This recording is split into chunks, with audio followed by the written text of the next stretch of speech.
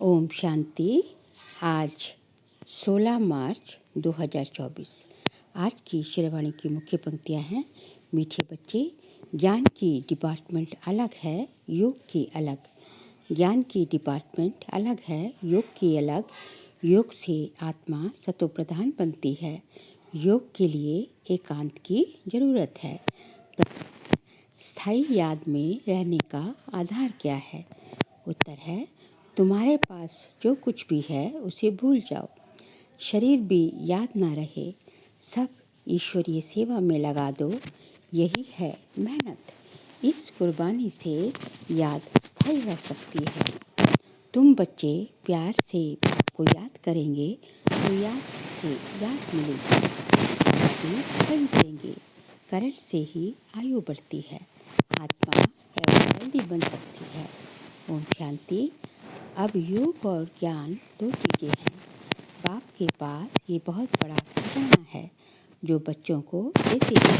बाप को जो देते हैं उनको करंट ज़्यादा मिलती है, क्योंकि याद से याद मिलती है। ये कायदा है, क्योंकि मुख्य है याद। ऐसे नहीं कि ज्ञान बहुत है, इसका मतलब याद करते ही नहीं। ज्ञान की डिपार्टमेंट अलग है, योग की बहुत बड़ी सब्जेक्ट है। ज्ञान की उससे कम है। योग से आत्मा सतोप्रधान बन जाती है, क्योंकि बहुत याद करते हैं। याद के बगैर सतोप्रधान बनना असंभव है। बच्चे ही सारा दिन बाप को याद नहीं करते तो बाप भी याद नहीं करते।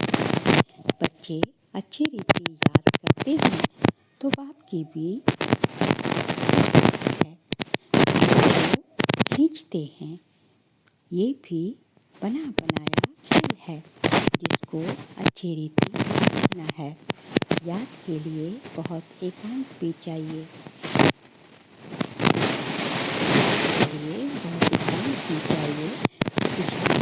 आने वाले जो ऊँट पर पाते हैं उसका आधार भी याद है। उन्हें याद बहुत रहती है। याद से याद मिलती है।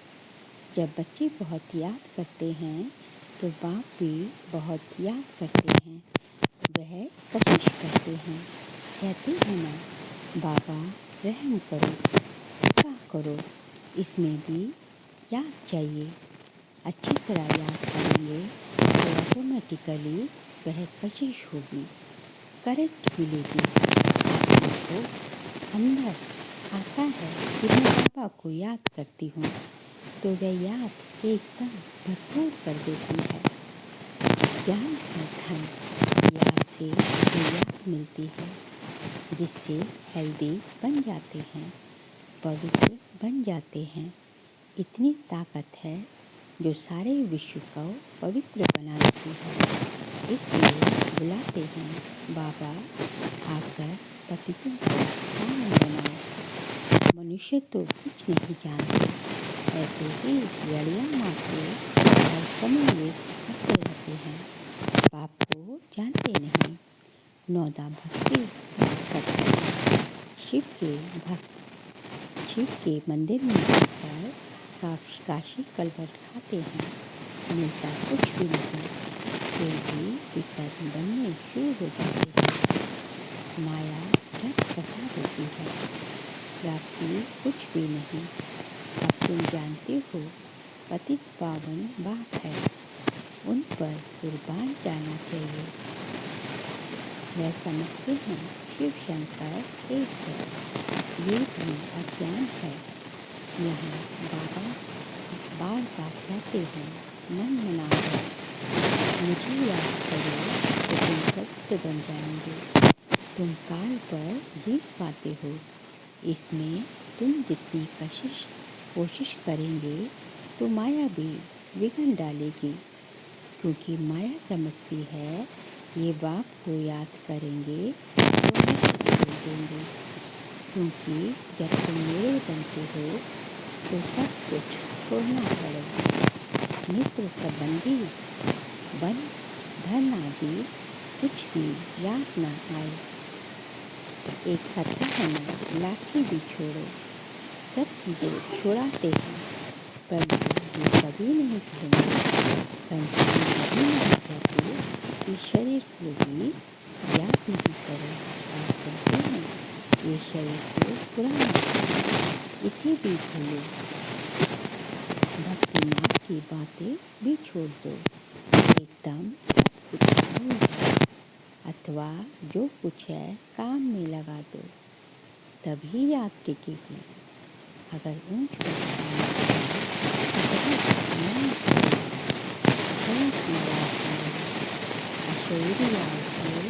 अशरीरी होकर रहना चाहिए।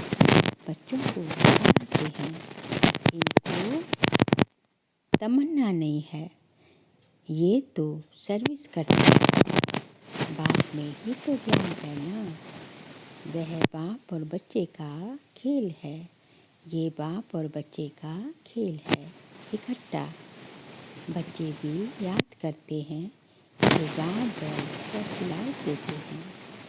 कोई बहुत खींचते तो बाप बैठ लाई देते हैं। बहुत नहीं खींचते हैं तो ये बाबा बैठ बाप को याद करते हैं। कोई समय किसको करंट देनी होती है तो नींद फिट जाती है।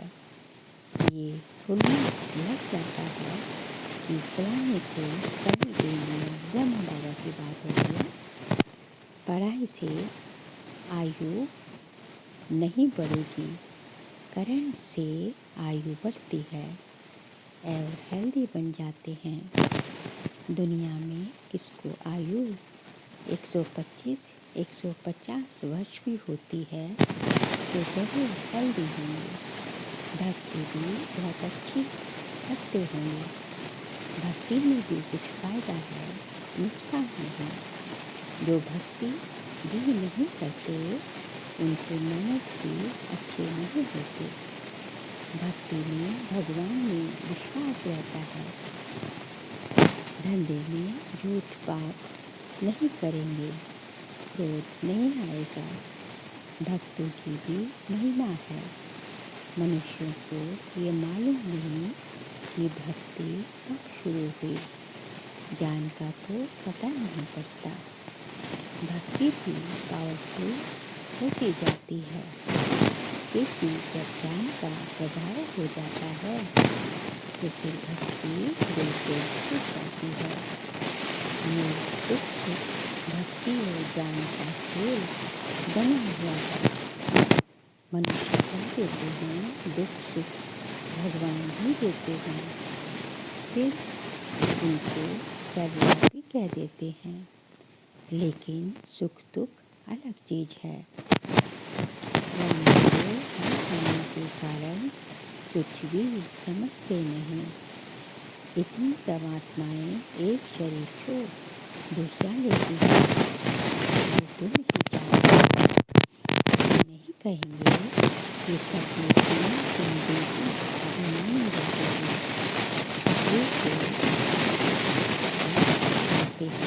ऐसे देवी अभिमानी बनो। अपने को आत्मा समझ बाप को याद करना है, पवित्र बनना है। वहाँ तो है ही पवित्र सुख धाम। सुख में कोई याद नहीं करते, भगवान को याद करते हैं दुख में। देखो ड्रामा कितना वंडरफुल है, जिसको तुम भी नंबरवार जानते हो। ये जो ग्रंथ लिखते हैं ये भी भाषण के समय रिवाइज करने के लिए। डॉक्टर वकील भी कमेंट करते हैं।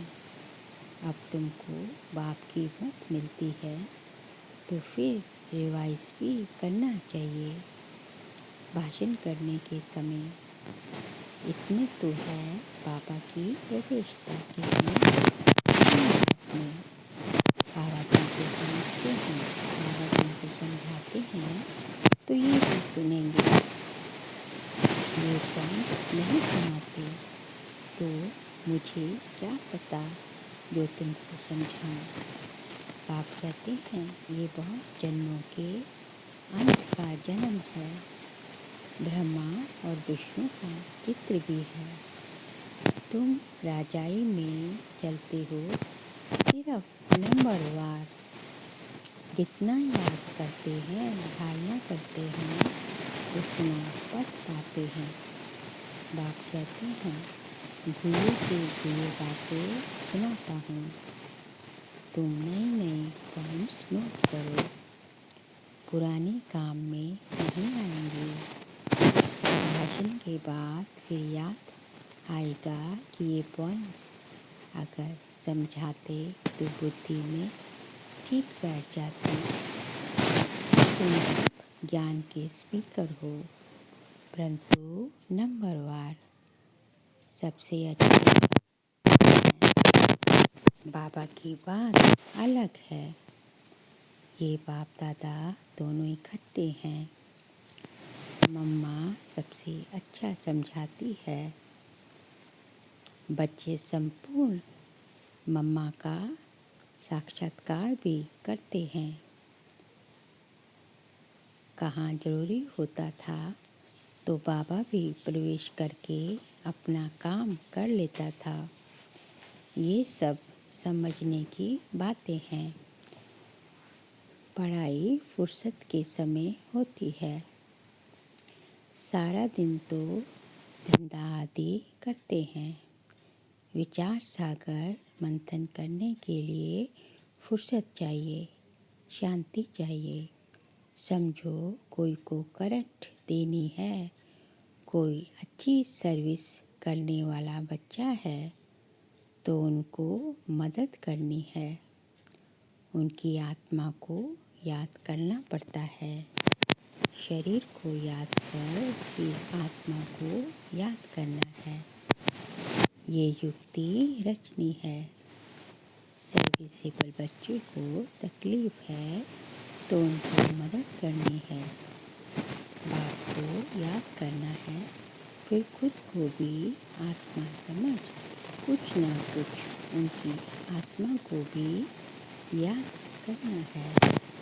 ये जैसे सर्च लाइट देना होता है, ऐसे नहीं सिर्फ एक जगह बैठ याद करना है। चलते फिरते भोजन खाते भी बाबा को याद करो, शिव बाबा को याद करो। दूसरे को करंट देना है तो फिर रात्रि को भी जागो।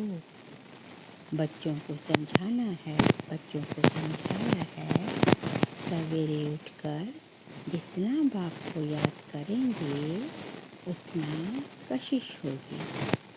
बाबा भी लाइफ बाबा का यही धंधा है, बच्चों को सर्च लाइट देने का।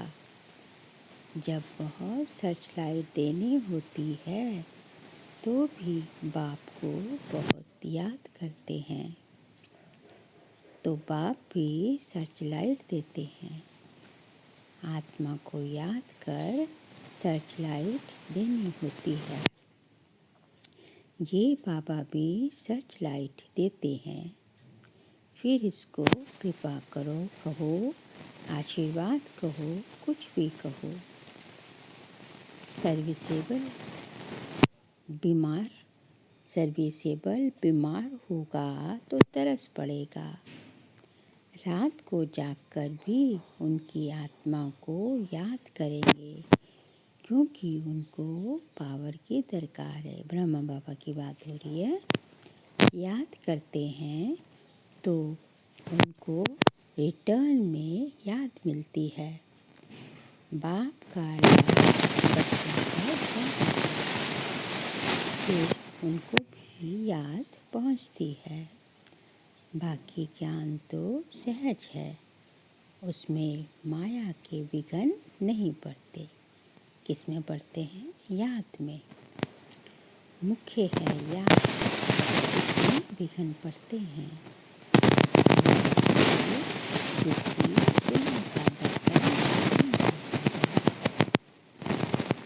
जिसमें धारणा होती है। कहावत है ना, शेरनी का दूध सोने के बर्तन में ही ठहरता है। इस बात के ज्ञान धन लिए भी सोने का बर्तन चाहिए। बुद्धि कैसी होनी चाहिए? एकदम स्वच्छ, सोने जैसी। वह तब होगा जब याद की यात्रा में रहेंगे। याद नहीं करेंगे तो धारणा नहीं होगी।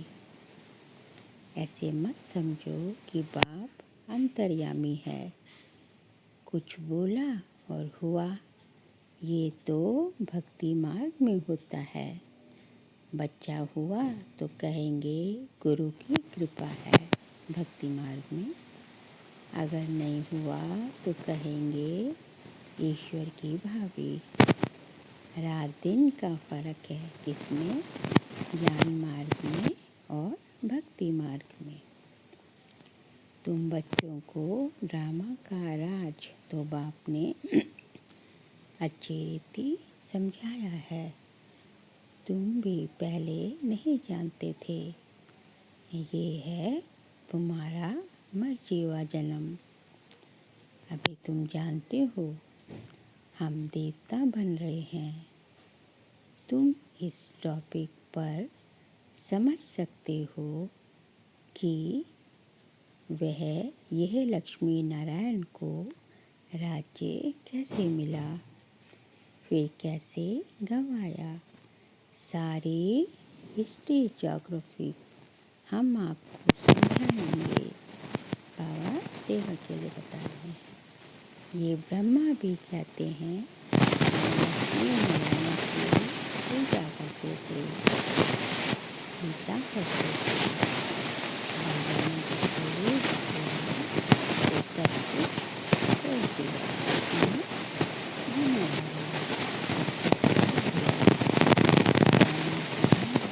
मुझे याद करो तो विकर्म विनाश होंगे।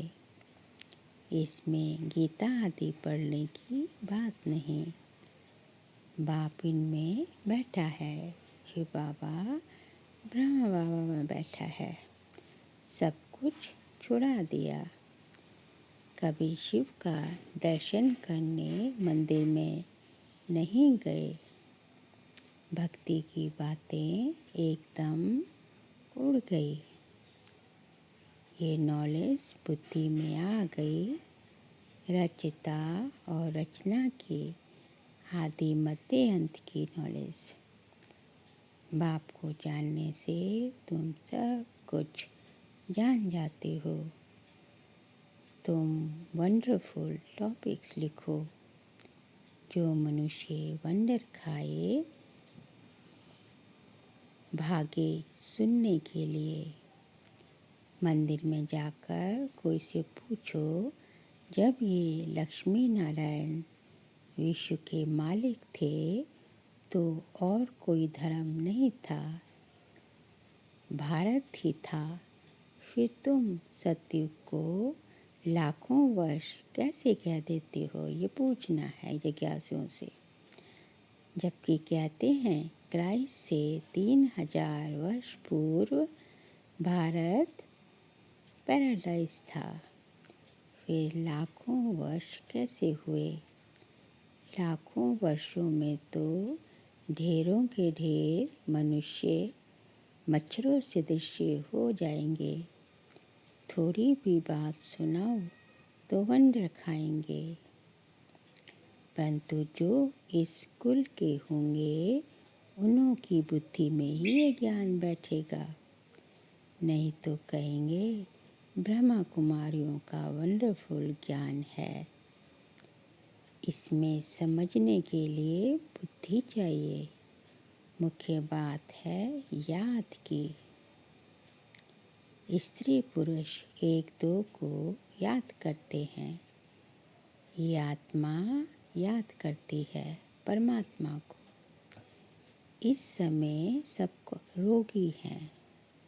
इस समय सब रोगी क्यों हैं? क्योंकि सबकी आत्मा बहुत मलिच्छ पतित बन गई है। इस समय सब रोगी हैं। अब निरोगी बनना है। ये टॉपिक भी देखो, रखो, बोलो।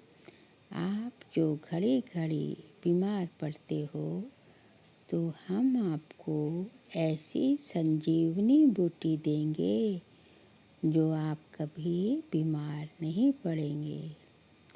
अगर हमारी दवाई अच्छी तरह काम में लाएंगे तो कितनी सस्ती दवाई है। 21 पीढ़ी सतयुग त्रेता तक बीमार नहीं होंगे। और दवाई क्या है?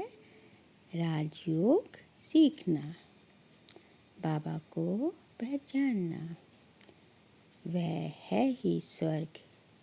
21 पीढ़ी स्वर्ग चलता है, 20 सतयुग त्रेता।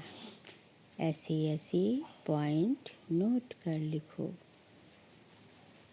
तुम सब सर्जनों से भी बड़ा अविनाशी सर्जन तुम्हें ऐसी दवाई देंगे जो तुम भविष्य 21 जन्म के लिए कभी बीमार नहीं पड़ेंगे।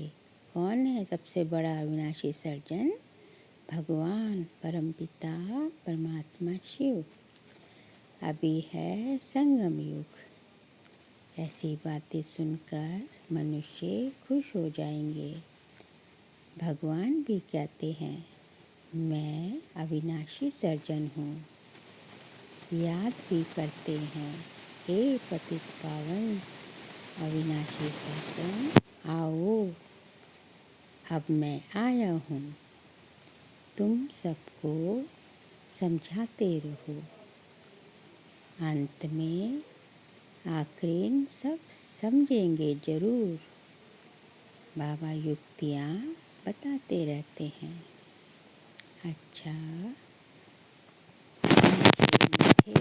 सिखिलते बच्चों प्रति माता पिता बाप दादा का याद प्यार और गुड मॉर्निंग।